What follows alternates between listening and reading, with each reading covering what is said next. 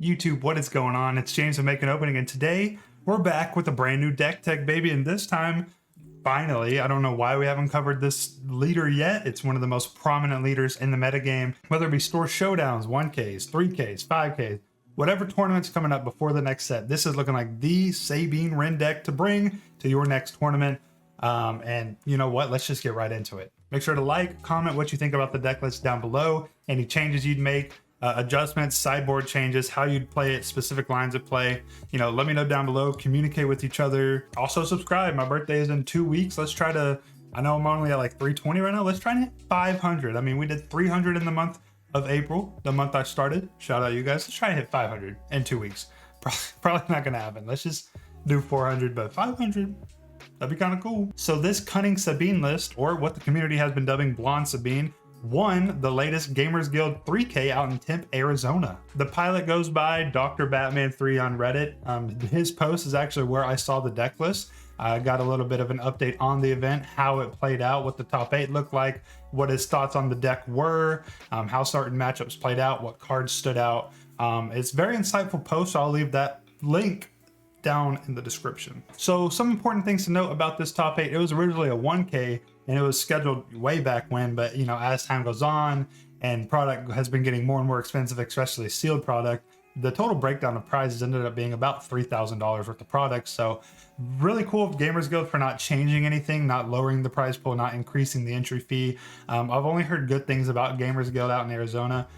Living in Texas, it's been one of those stores that have popped up all the time, hosting really good tournaments, just being a good place to go, good place to shop, and maybe one day I'll be out there. So this event had a top 8, and the top 8 was 4 Sabine lists, 3 of them being Sabine Yellow, 1 Sabine Red. We also had 2 red Leias, 1 on Tarkin Town, which is the 25 health base, and then 1 on Kestro, which is a 30 health base. We also had a Han Green and a Krennic Green. So a pretty cool top 8. Is very aggro heavy, and there's actually a pretty cool story here as well. So the 3 Sabine Yellow players are actually all in the same group. Dr. Batman is one of the 3, and they're 2 of his friends as well. They were all piloting the same deck because they've been testing it for a while, plus or minus a few different cards. But yeah, basically an identical list. And then, you know, out of that top 8, the top 4 ended up being the 3 Sabine Yellow players and then the Sabine Red players. So the top 4 was completely dominated by Sabine. Grand finals weren't played. As soon as they got to the top 4, they split the winnings. Then they played the top 4 match, but then the finals ended up being Sabine Yellow Mirror, so I just decided to call the tournament at that point. And I know that my head's actually been covering the sideboard, so I'll give you guys a little bit of a look at the sideboard real quick if you needed to screenshot it or anything like that. I'll also be compiling a deck list on SWDB, and then I'll have the entire list as a you know, text format in the description that you can copy paste into TCG Player. That way you can buy the whole list in full if you wanted to. But yeah, let's get into the actual deck list breakdown. So starting with the leader in the base, we have Sabine Wren herself and Chopper base. Obviously it could also be the other 30 HP yellow base, but so running a 30 HP yellow base is a lot more beneficial to you than Jedha base, not only because Jedha or Jedha City is just not very good. You're giving for 1 action a unit -4 attack, -0.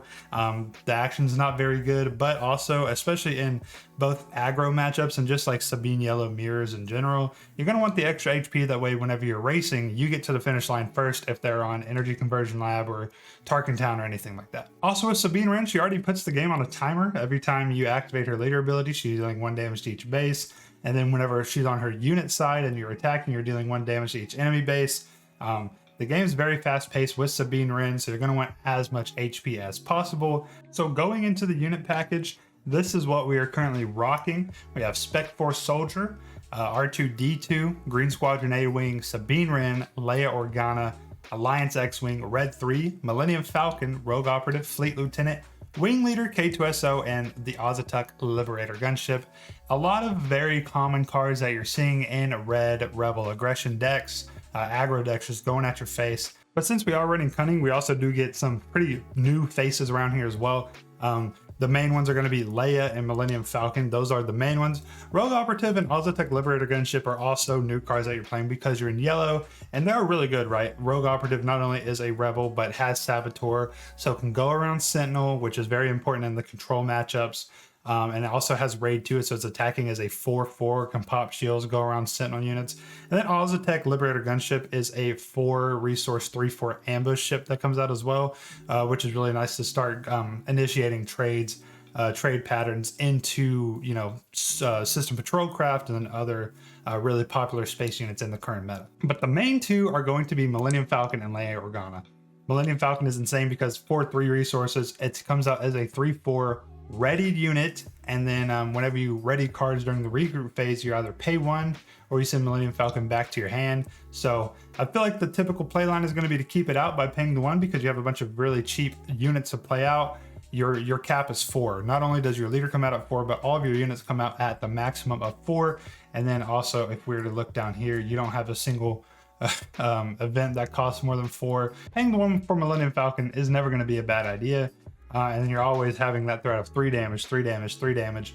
With Sabine's leader, you're also doing 1 damage every turn. With her on the field, you're doing 2, 3, 4, 5, boom, boom, boom, boom, boom. Like, the damage adds up very fast. This deck is very fast, but the MVP from what he typed up and then from what I see personally into the current meta, especially with the current counters to aggro, is definitely got to be Leia Organa. So not only does she give a lot of options into the aggro matchups and the Sabine Yellow mirror matchups, where you get to exhaust your enemies, but you're also getting ahead because you're putting units on the board, and then, you know, over time you're dealing a lot more damage, and, you know, you're landing all this extra attacks. It's super useful when you're racing because you're stopping their attacks while creating a board, and you're also getting your own attacks in.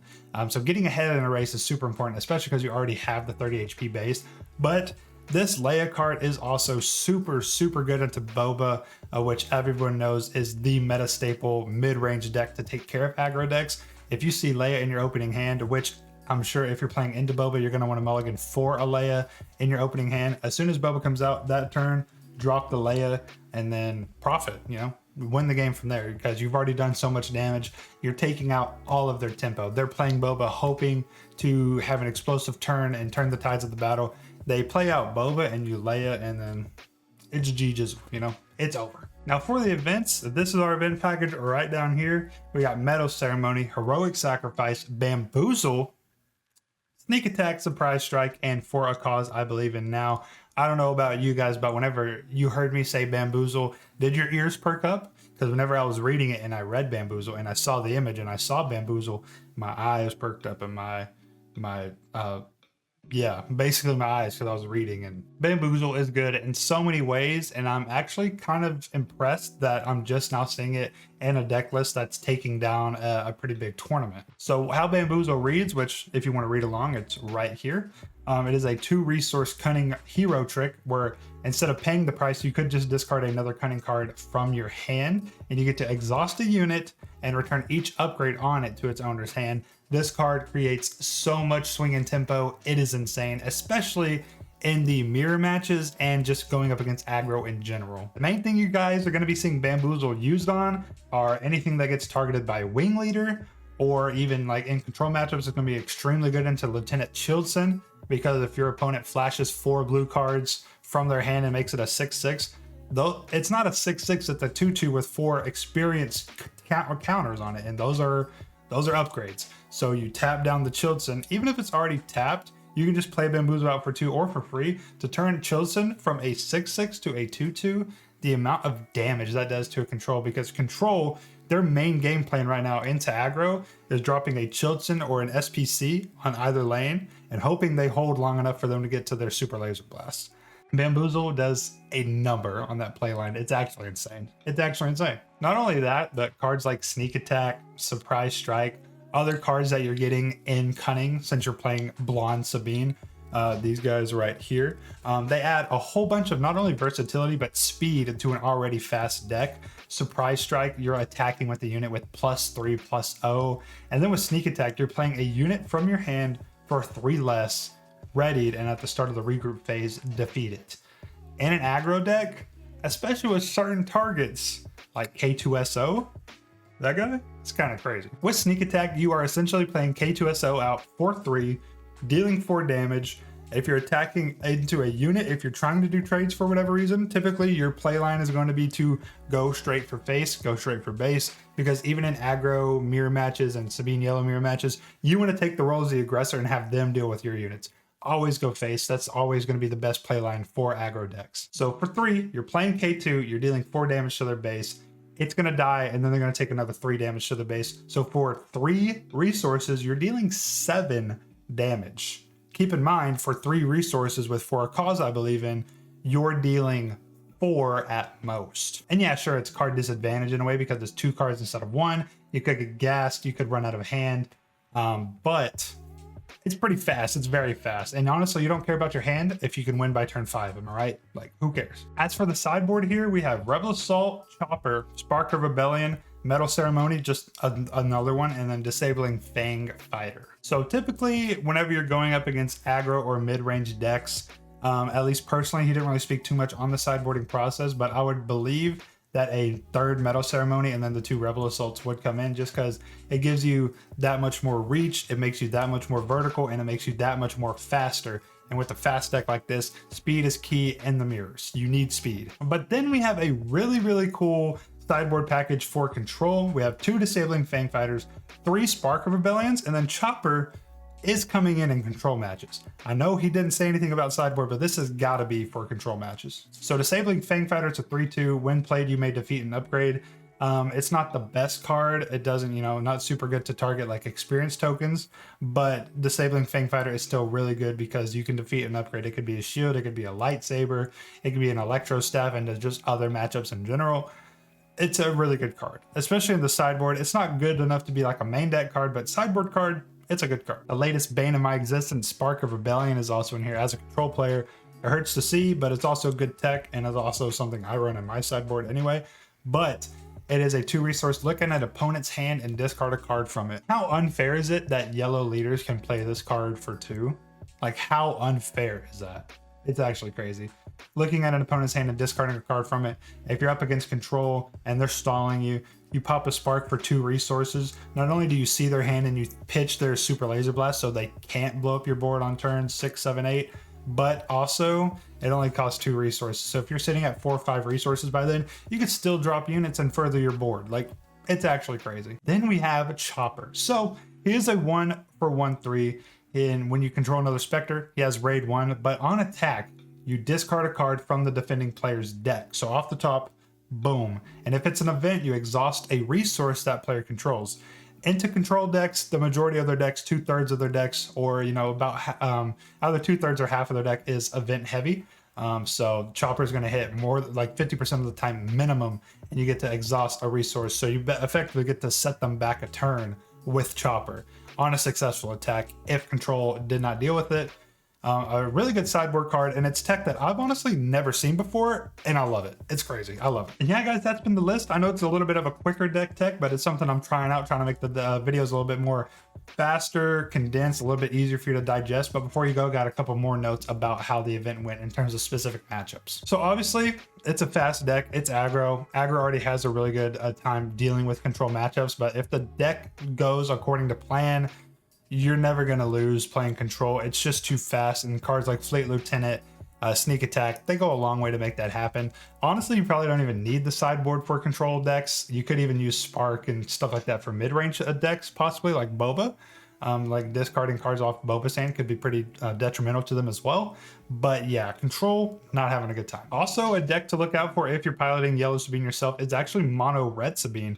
It does give it a run for its money, and because it can race at the same pace because it is Sabine, it's aggression. The majority of the cards that you see in this list are going to be in a Red Sabine list, but it also has a very momentum swingy card itself with a 4-cost aggression. So aggression, what it does is deals 4 damage and it untaps a unit. So what you could do is attack with a unit, deal 4 damage to one of their units to kill it, ready one of your own units, and then attack again. Like, the tempo swing is insane.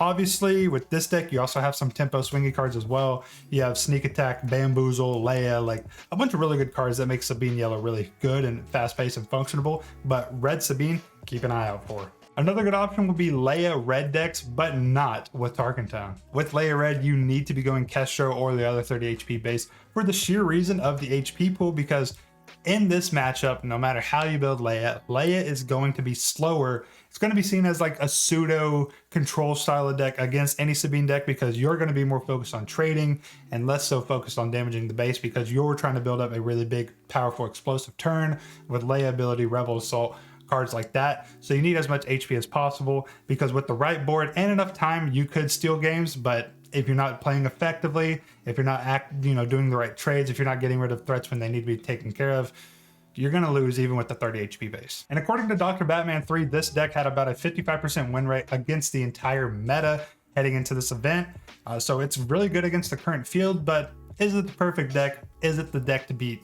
No, because the meta is ever changing, ever evolving. It's an insane deck, a really solid deck, and over the next week or so, it might be the deck to beat. But has the meta solved? No, it's always changing. We know that. Again, if you liked the video, like in the comments down below. Let me know what you thought about the deck, any changes you'd make, and also please subscribe. We are on the road to 500 subscribers. Can we do it by my birthday? Probably not. But this has been James of Make an Opening. Play Sabine Yellow at your next tournament, because you might have a really good time and it looks fun and fast. I'm jealous because I don't have any Millennium Falcons, otherwise I'd probably play it myself too.